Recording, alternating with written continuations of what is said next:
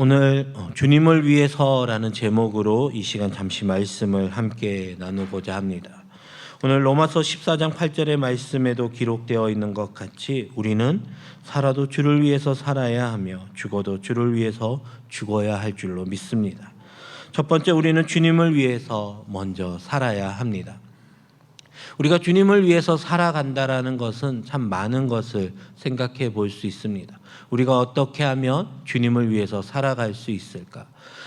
지난 금요구역장 교육 때에 원로 목사님께서 그런 말씀을 하셨습니다. 우리의 삶은 야구와 같다라고 이야기를 합니다. 타자에 들어선 저희가 상대해야 되는 사람들은 날 제외하고 나머지는 다 적이다라고 말씀하셨습니다. 그러나 우리가 바라봐야 되는 것은 1루, 2루, 3루 그곳이 아니라 결국은 마지막 다시 홈으로 돌아와야 된다라고 말씀을 하셨습니다. 저도 야구를 잘 알지는 못하지만 최근에 이제 야구에 조금씩 관심을 갖다 보니까 그러한 기사들을 많이 보게 됩니다.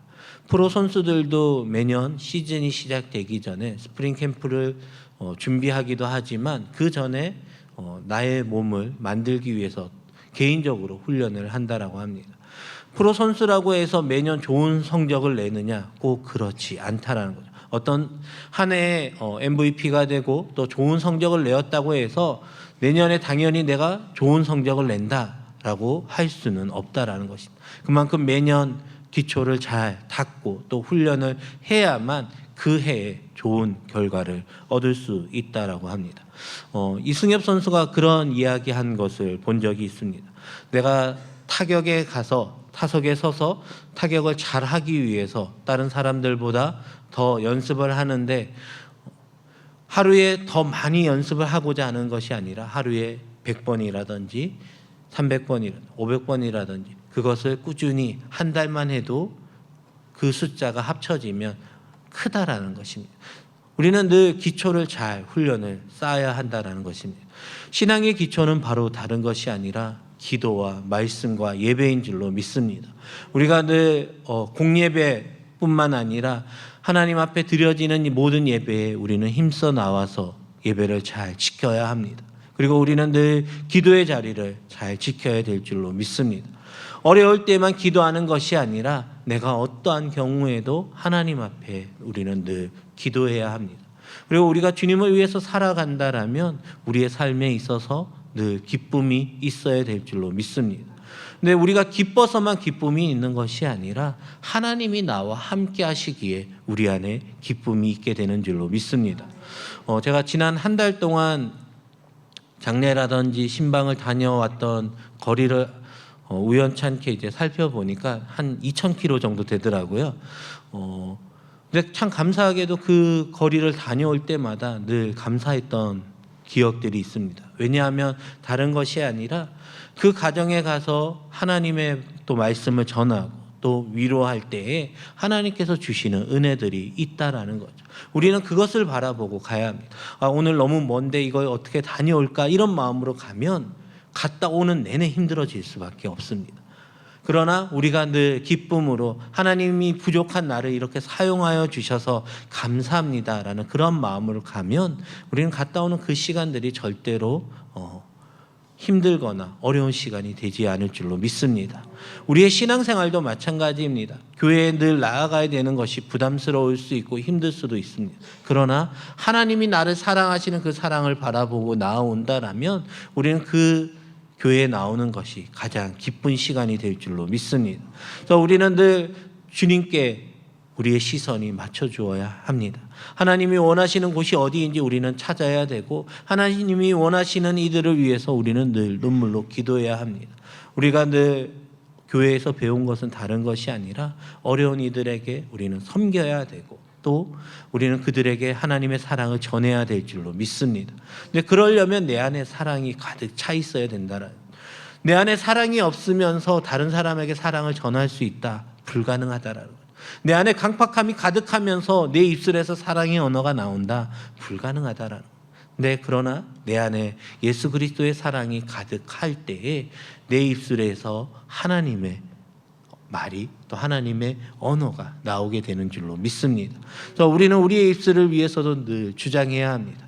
작은 일에도 불평하거나 원망하거나 짜증을 내는 것이 아니라 하나님 그럼에도 불구하고 감사합니다. 하나님 그럼에도 불구하고 아무것도 아닌 저를 사용하여 주셔서 감사합니다.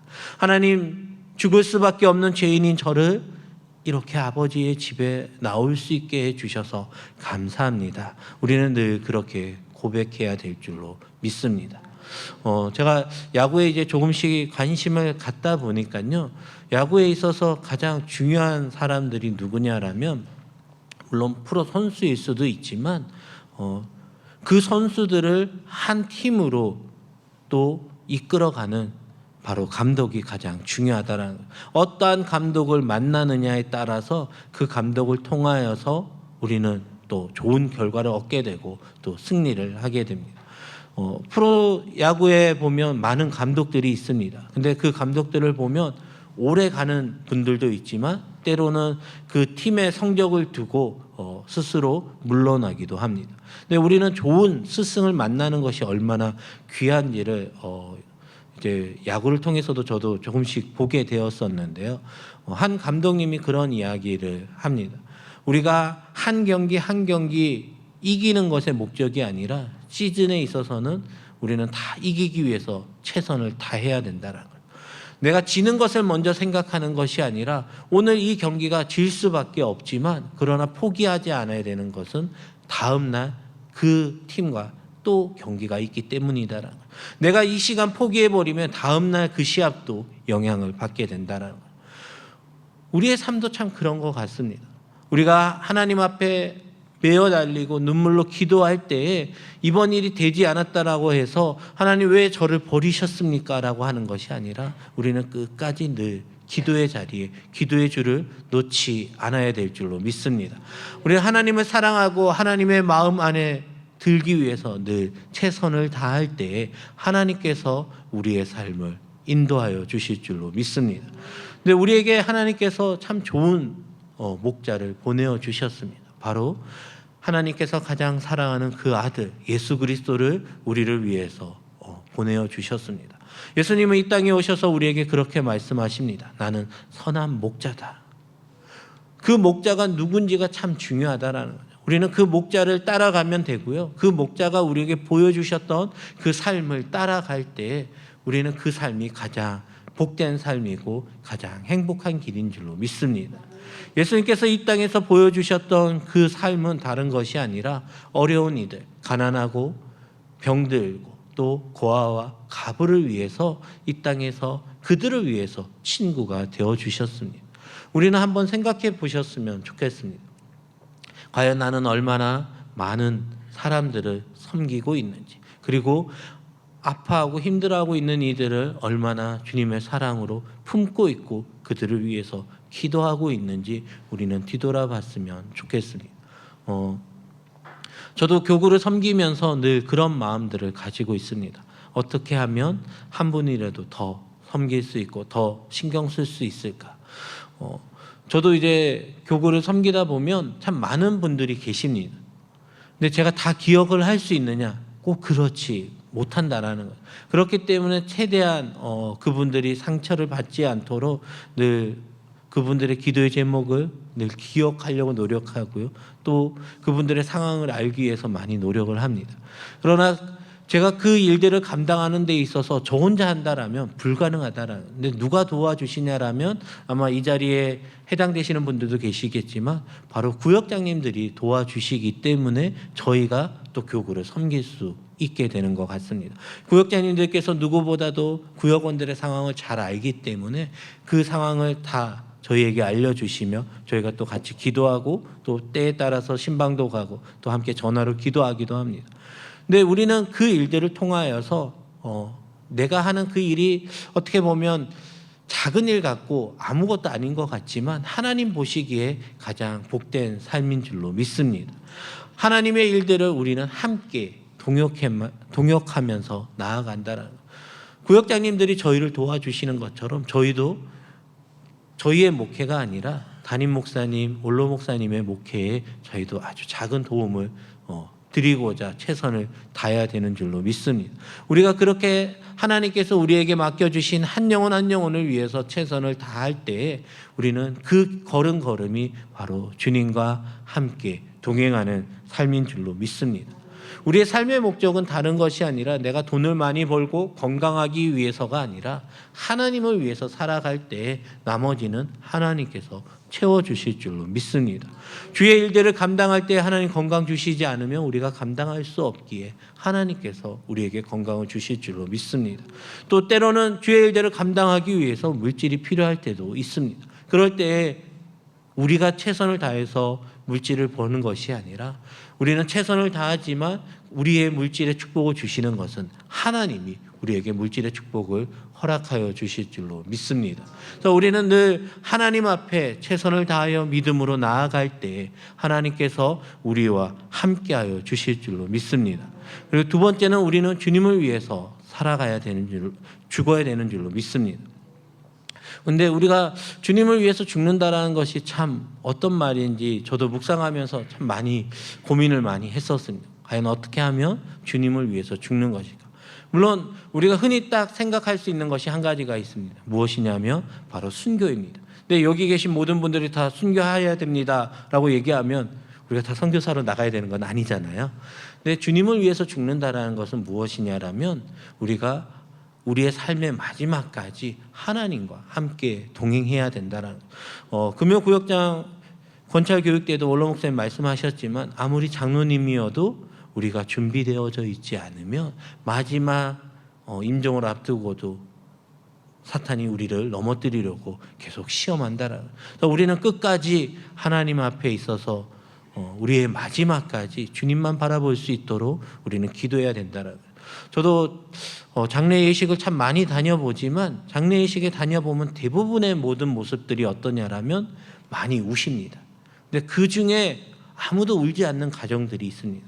근데 왜 그런가 살펴보면 가족들이 이렇게 고백하시더라고요. 우리 어머니께서 한평생을 늘 교회 중심으로 사셨고 또 눈물로 기도하셨고 우리 어머님의 그 마지막 모든 기도의 제목들을 하나님께서 다 들어주셨기 때문에 저희 가정은 슬프지만 이 시간들이 참 감사하다라고 고백하시는 것을 듣게 됩니다. 그리고 또 이제 형제들이 또 같은 교회에서 섬기다 보면 저희들이 이제 교구가 겹치면 또 여러 번 예배를 드리는데 또 가족들이 이렇게 얘기를 하시더라고요. 우리 어머니가 참 예배를 사모하시고 좋아하셨는데 이렇게 마지막 가실 때에도 천국에 가실 때에도 이렇게 예배를 여러 번 드릴 수 있어서 참 감사합니다. 그러니까 어머니의 그 죽음이 그 가정에서 슬픔이 아니라 그 가정에 또 신앙의 고백이 되어질 때 우리는 그 모습이 바로 우리가 주님을 위해서 죽는 모습이 아닐까라는 생각들을 하게 됩니다. 우리는 이 땅에서 최선을 다해서 주님을 위해서 살아갈 때에 우리의 마지막에 하나님 천국 불러주실 때 우리가 천국에 나아갈 때 우리 가족들 또 우리 자녀들의 입술을 통하여서 우리의 믿음의 고백이 되어질 때 바로 그것이 주님을 위해서 죽는 우리의 삶이 아닐까라는 생각들을 해보게 되었습니다. 그리고 마지막으로 우리는 우리의 삶의 기준은 오직 주님이 되어야 될 줄로 믿습니다. 우리 교회의 표어처럼 오직 주님만은 우리는 바라봐야 합니다. 어떤 일을 할 때에도 이것이 옳은지 이것이 내가 해야 되는 길인지가 아니라 하나님이 원하시는 길인지 하나님이 원하시는 기뻐하시는 일인지 우리는 그것을 생각할 때에 하나님이 원하시는 일이라면 아무리 내가 힘들어도 기쁨으로 감당할 수 있어야 될 줄로 믿습니다. 우리는 늘 내가 어떻게 하면 조금 더 주님을 기쁘게 할 수 있을까? 내가 어떻게 하면 조금 더 주님이 기뻐하시는 삶을 살 수 있을까?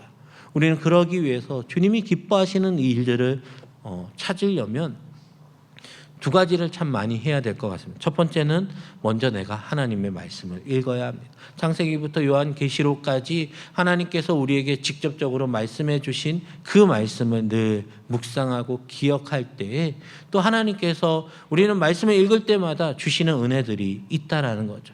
내가 1독했고 2독했고 이제 창세기부터 계시록까지 다 읽어봤으니까 저는 내용을 다 압니다 라고 이야기하시는 분은 아마 없으실 겁니다. 왜냐하면 읽어도 읽을 때마다 새로운 내용들이 발견되거든요. 그리고 분명 나는 이 말씀을 읽었었는데 이 내용이 여기 있었구나라는 것을 읽을 때마다 새로 또 깨닫게 되는 말씀들이 있다라는 거예요. 그래서 우리는 늘 말씀을 가까이 하면서 주님이 원하시는 그 삶이 무엇인지 우리는 또 찾아가야 합니다. 그리고 또 하나는 무엇이냐라면 예배를 통하여서 주의 종을 통하여서 하나님 주시는 그 말씀을 통하여 우리가 원하시는 길이 무엇인지 우리는 다시 한번 깨달아 가야 될 줄로 믿습니다. 우리는 어떠한 경우에도 사단의 유혹에 넘어지지 않도록 우리의 믿음을 굳건히 세워야 될 줄로 믿습니다. 하나님 어떠한 경우에도 어떠한 풍파가 와도 제 믿음이 흔들리지 않게 하여 주시고 오직 빛 대신 주님만을 바라보며 우리가 나아갈 수 있도록 주님 나의 믿음을 굳건하게 하여 달라고 우리는 늘 기도해야 될 줄로 믿습니다. 이제 말씀을 정리하도록 하겠습니다. 목회자들도 마찬가지거든요. 저희도 기도하지 않으면 넘어질 수밖에 없습니다.